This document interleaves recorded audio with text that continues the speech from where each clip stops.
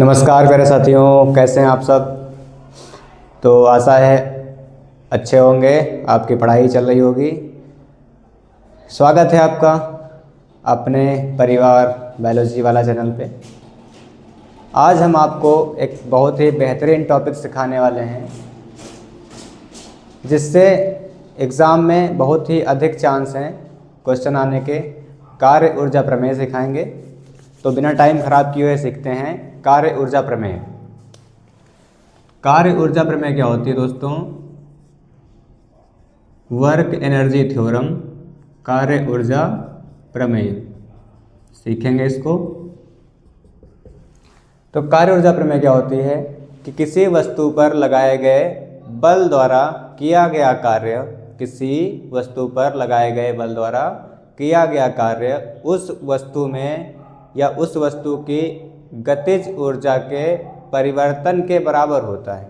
ध्यान से देखेंगे कि किसी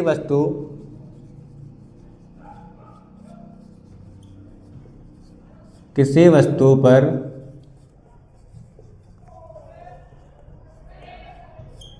लगाए गए बल द्वारा किया गया कार्य, बल द्वारा किया गया कार्य उस वस्तु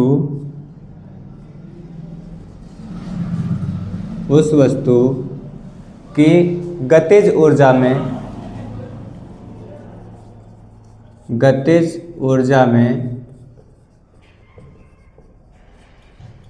परिवर्तन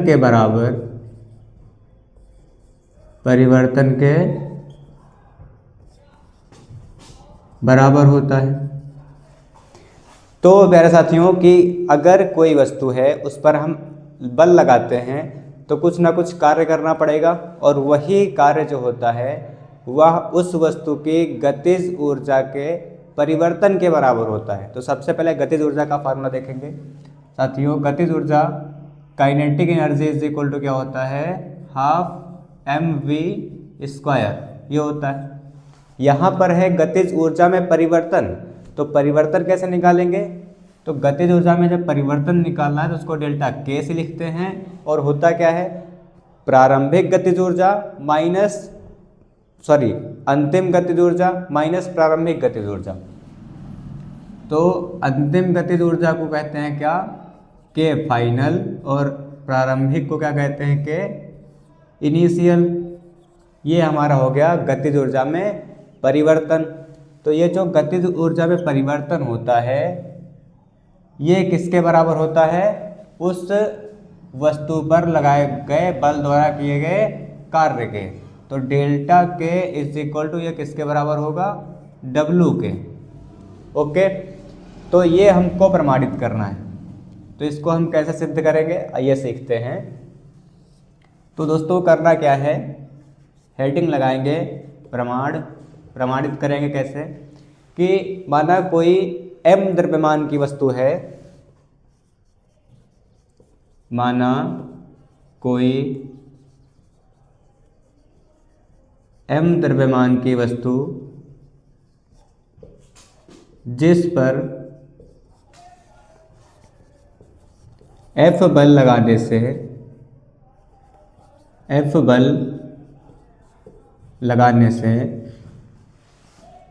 जिस पर F बल लगाने से उसमें A मीटर पर सेकंड स्क्वायर के परिमाण का त्वरण उत्पन्न होता है। त्वरण उत्पन्न हो जाता है। दोस्तों माना कोई वस्तु कितने द्रव्यमान की है? m द्रव्यमान की है, और जब हम उस पर बल लगाएंगे, फोर्स लगाएंगे, तो क्या होगा? उसमें a मीटर पर सेकंड स्क्वायर का क्या उत्पन्न हो जाएगा? त्वरण। जैसा कि हम साइड में देखते हैं, ये कोई वस्तु है, इस पर हम F बल लगा रहे हैं। उसके बाद में क्या होता है? जब हम इस तरफ से बल लगाएंगे तो वस्तु उस तरफ जाएगी। तो जब बल लगाएंगे तो प्रारंभिक वेग इसका कितना है साथियों? u, और जब हम बल लगाएंगे उस तरफ तो वस्तु कुछ दूरी मान लिया मैंने s दूरी तय करके यह वस्तु यहाँ पर आ गई और इसका जो वेग था u से बढ़कर इसका वेग कितना हो गया v, और इस तरफ उत्पन्न क्या हो गया त्वरण a मीटर पर सेकंड स्क्वायर का त्वरण उत्पन्न हो गया। उसके बाद में हम क्या करेंगे, लिखेंगे कि F बल लगाने से उसमें a मीटर पर सेकंड स्क्वायर के परिमाण का क्या उत्पन्न हो जाता है त्वरण, तथा बल की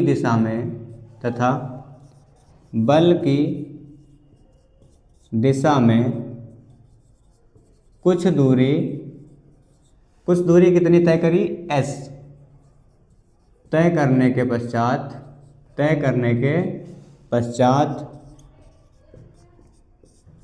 वस्तु का वेग u से बढ़कर v हो जाता है। उसके बाद में दोस्तों क्या करेंगे कि गति का तृतीय समीकरण लगाएंगे। गति का तृतीय समीकरण अगर आप लोगों ने नहीं पढ़ा है तो चैनल पे विजिट कर सकते हैं। गति के तृतीय समीकरण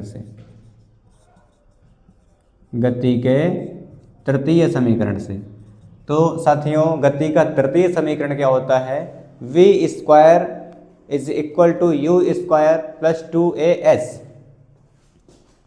v square is equal to u square plus 2as।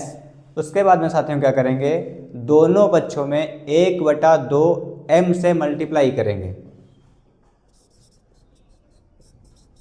दोनों पक्षों में 1/2 m से गुणा करने पर, ध्यान से देखना असली खेल अब स्टार्ट हुआ है। इधर 1/2 m v स्क्वायर और इज इक्वल टू यहाँ पे 1/2 m u स्क्वायर और प्लस 1/2 2as। मैंने दोनों तरफ 1/2 m से मल्टीप्लाई कर दी। ध्यान से देखना, ध्यान से कॉपी कलम बंद जब तक समझाया जाए। 2 से 2 यहाँ पर कट गया। उसके बाद में क्या करेंगे, ध्यान से देखना, यहाँ पे है क्या 1/2 m v square, 1/2 m u square. ये क्या है प्यारे साथियों, प्लस का दूसरी तरफ लेके आएंगे काहे का हो जाएगा, माइनस का हो जाएगा। तो 1/2 m u स्क्वायर और इज इक्वल टू क्या बचा मेरे पास a इंटू एस। क्या बचा a इंटू एस। और सॉरी यहाँ पर m से मल्टीप्लाई करना भूल गए, लिख लेंगे। तो यहाँ पे बचा m a s। उसके बाद में साथियों क्या करेंगे, ध्यान से देखना, 1/2 m v square minus 1/2 m u square. ये हमारा क्या है k फाइनल। यहाँ पे समझाया आपको k फाइनल।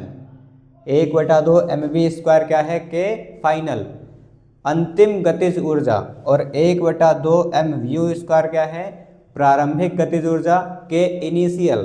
तो यहाँ पर हम 1/2 m v स्क्वायर की जगह पर क्या पुट करेंगे k फाइनल, और माइनस 1/2 m u की जगह पर क्या पुट करेंगे साथियों k इनिशियल प्रारंभिक गतिज ऊर्जा, और इज इक्वल टू यहाँ पर m a इंटू एस है। तो यहाँ पर हम जानते हैं गति का दूसरा नियम क्या होता है, F बराबर ma, बल बराबर द्रव्यमान गुणा त्वरण। तो यहाँ पर लिखेंगे चूंकि बल बराबर क्या होता है द्रव्यमान गुणा त्वरण, मतलब m into a, F is equal to m into a.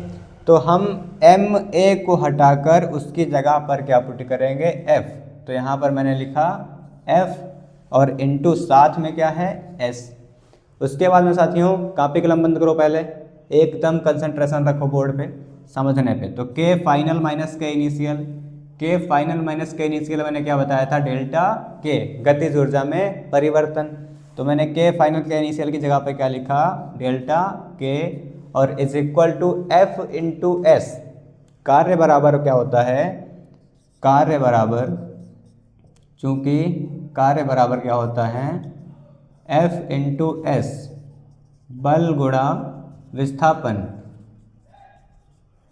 तो यहाँ पर हम F इंटू एस के जगह पर साथियों क्या रखेंगे, कार्य W, और यही मुझे प्रमाणित करना था, सिद्ध करना था। वही मैंने कार्य ऊर्जा प्रमेय सिद्ध कर दी कि किसी वस्तु पर लगाए गए बल द्वारा किया गया कार्य उस वस्तु के में गतिज ऊर्जा में परिवर्तन के क्या होता है, बराबर होता है।